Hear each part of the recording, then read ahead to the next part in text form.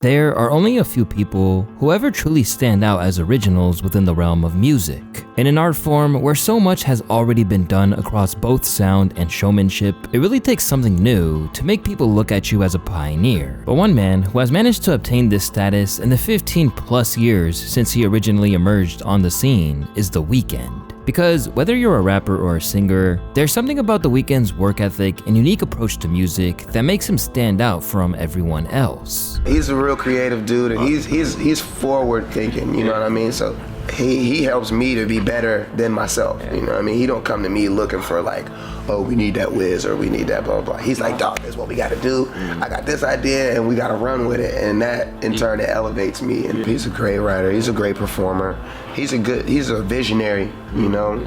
Like he sees it start to finish, everything. This reverence extended to his label mates that were given their platform by this trailblazing musician. The person that, someone I look up to that inspires me, even though I consider him my little brother, is Abel. Abel came into the studio one day and said, yo, don't be scared to embarrass yourself, man. Like, man, that's good advice. Don't hold back. Like, because when me and him would sit as friends and I would tell him certain things, he would be like, yo, that's magical. Like, why doesn't no one know this? And he'd be like, you gotta put that in your music. That was probably the best advice I ever got. Despite starting out independent in Toronto, The Weeknd is now coveted by the mainstream to the extent that Universal's Lucian Grange referred to Abel as a once-in-a-generation talent, in no small part due to his unprecedented successes. You have 27 songs with over 1 billion streams on Spotify. That's more songs than any artist in history. Right. In the history of music. You have 4 Grammy wins and an Academy Award nomination. Yeah, that's you. Blinding Lights is the single most streamed song of all time on Spotify. Almost 5 billion streams. But now, the real man behind the dark, drug-fueled tales in his tracks wants his identity back. So now, he's planning on bowing out of the persona on his terms before it takes too much out of him. I don't know if I want to be in that place anymore because it gets to a point, where I don't know if I'm doing it for the right feelings anymore. It's your boy Louaista, and this is why Abel Tesfaye killed The Weeknd. Yet, to understand the significance of the change between the man who we see before us now and the man that first entered the spotlight, we need to briefly go back to the beginning.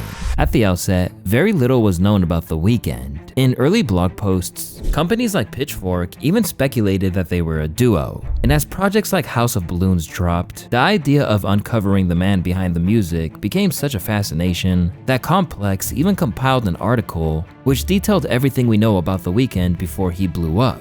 But if you ask a young Abel, it's simply because he didn't think he was interesting enough. I feel like I had nothing to say, The Weeknd told Complex when he finally began to give interviews. I still feel like I have nothing to say. I'm the most boring person to talk to. In the beginning, I was very insecure, he continued. I hate how I looked in pictures. I just fucking hated this shit. Like, crop me out of this picture right now. I was very camera shy. People like hot girls, so I put my music to hot girls, and it just became a trend. The whole enigmatic artist thing, I just ran with it. No one could find pictures of me. It reminded me of some villain shit, but you can't escape the internet. There are super fans, and I was really testing their patience. At the end of the day, you can't deny the music. That was my whole thing. I was going to let the music speak for itself. I'll show them that this is what I do. And what is certain is that the output he made on the original trilogy did more than simply make him a star.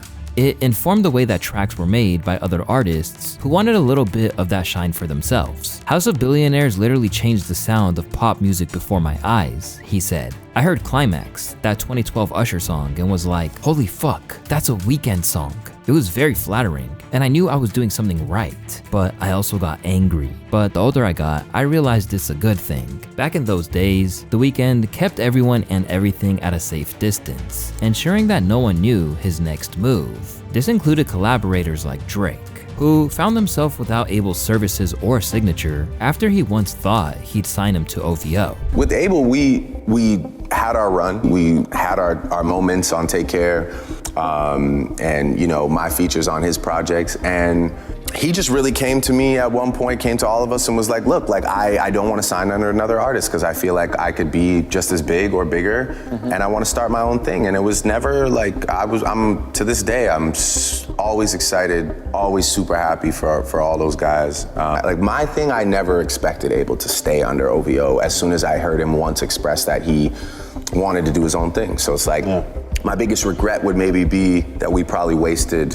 7 years not communicating with each other when we had something beautiful going on. You know, like OVO XO still could have been a thing, and still will be a thing, by the way. Instead, Abel went on to push his own sound to the next level through a deal inked with Republic that allowed him to release music under his own XO imprint. And soon, he'd go from underground phenomenon to world domination. But even then, he kept his cards close to his chest, ensuring that the mystique and character that was The Weeknd remained intact. Even as he became a star, the lines between The Weeknd and the kid from Toronto who'd become a star continued to be blurred. And when the only contact he made with the outside world coming from his music, it kept being noteworthy whenever he stepped out of his self-imposed cocoon to speak publicly. But this was still very much his strategy for ensuring The Weeknd remained the fascinating artist that he was, leaving you wondering just how much of the drugs, sex, and excess of his music was real and what was artistic license. Back in 2015, Abel told Rolling Stone that we live in an era where everything is so excessive. I think it's refreshing for everybody to be like, who the fuck is this guy? I think that's why my career is going to be so long, because I haven't given people everything. After his debut solo album Kissland flopped in comparison to what was to come, 2015's Beauty Behind the Madness represents the moment where Abel managed to take the character out of The Weeknd and make it palatable to wider audiences. Fueled by massive hits like The Hills, Can't Feel My Face, and Often, the album wasn't only the first of 5 to hit #1, but became the moment where the entire world saw him as a pop star. And unlike many stars who would have simply been relieved that the culture had accepted him, the very moment that he reached his height is exactly when he started abandoning the mystique and when the slow death of The Weeknd persona as we knew it commenced. Throughout his early career, one of the signature aspects of The Weeknd's persona was his hair. Inspired by the late artist Jean-Michel Basquiat, his gravity-defying looks were as much of a trademark as his moody R&B sound. But once he transitioned out of the Beauty Behind the Madness era and towards projects like Starboy, he saw it as time for it to go. The vision wasn't there anymore, you know? Yeah. It was there, and then, you know, just like the music, it was getting really sad. How'd you feel when you cut it off? Oh man, it's the greatest feeling of all time. It was so good. Because it was heavy, right? I could sleep better, you know, I felt lighter, you know, when I perform better, you know, I feel better, you know, it's cool. God, I can't imagine what a pain in the was after a while. I mean, the thing was getting out of control. You don't even realize how much of a pain in the it was until you cut it. Yeah. You know? Yeah. And when you see the best part about all of it is I get to wear hats again. Yeah. Just wear a cap, you walk into a restaurant, you know, nobody knows it's you. It's the greatest feeling. Around this time, he also made a conscious effort to draw the line between the real person and the individual portrayed in the music. In rare interviews, he specified that the gimmick wasn't necessarily a reflection of him, or at the very least, certain tales were exaggerated or fabricated. It's definitely a character. He later informed Esquire when asked about some of his most risque lines from the early years. When you hear some of the drastic stuff, you can tell. This marked a big change from what we're used to hearing from Abel. Previously, he kept things as vague as possible, but now he was ensuring that there was nothing that could stop the world domination that was to come. This was all but solidified with the release of After Hours, an album which saw him switch up his persona to play a different character whose face was heavily bandaged. It was all part of an allegory for the destructive power of fame, and yet ironically, it would make Abel more of a star than ever before. But around this time, some of his releases started to undergo heavier critique from critics that once loved his daring approach. The Weeknd sold out to fit in within the mainstream and sell more records. His old material had much more personality, edge, and character. His latest single with Post Malone is a prime example of the generic and boring stuff he's been doing to appeal to the masses. Granted, the, track with Post Malone was trash, like that was absolute garbage, but that's not the only awful somewhat kind of cash grabby commercial crossover The Weeknd has done. I mean, Abel has been in the mainstream for a long time, like Kissland and Starboy. I mean, these are fucking obscure records, you know? Can't Feel My Face is like a smash hit with a strong club beat behind it. But ultimately, After Hours marked the high point of his chart success, with Blinding Lights earning him the top spot on Billboard's all-time chart and becoming the most played song on Spotify of all time. Suddenly, the man who'd once resided in the shadows was emulating the footsteps of his heroes, even finding himself performing at the halftime show of the Super Bowl. And even though he'd done everything that a pop star would, there were still some arguments to be made that he did it his way.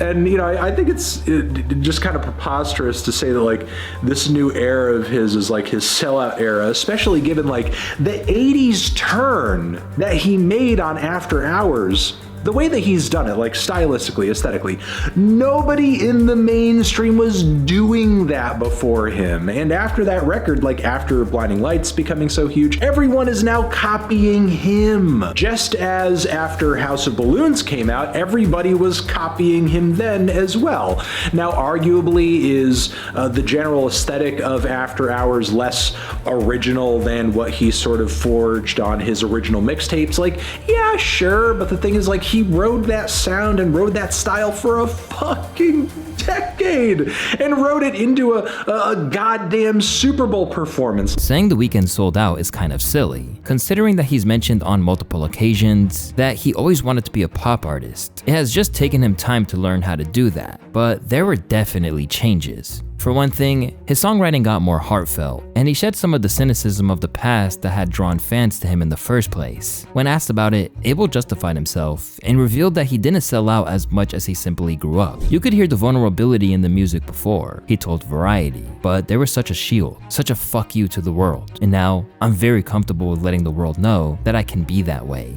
Still, it was clear that something had shifted, and that as he reached megastar status, the atmosphere and ambiance which surrounded the early music of The Weeknd was incompatible with a man who'd grown comfortable in the spotlight as he reached his third decade. But that didn't mean music was off the table. Prior to Dawn FM's arrival, he revealed that, "I want to do this forever. And even if I start getting into different mediums and different types of expressions, music will always be right there. I'm not going to step away from it." Once he was looking at the prospect of his 6th studio album, Abel made it formally known that he had the intention of leaving the persona he'd constructed behind. "I'm going through a cathartic path right now. I'm getting to a place and a time where I'm ready to close the Weeknd chapter," the singer told W Magazine. "I'll still make music, maybe as Abel, maybe as The Weeknd, but I still want to kill The Weeknd. And I will, eventually. I'm definitely trying to shed that skin and be reborn. The album I'm working on is probably my last hurrah as The Weeknd," he added of his then untitled next collection. "This is something that I have to do. As The Weeknd, I've said everything I can say." Now intent on making waves in not only music and acting, Abel starred and co-created The Idol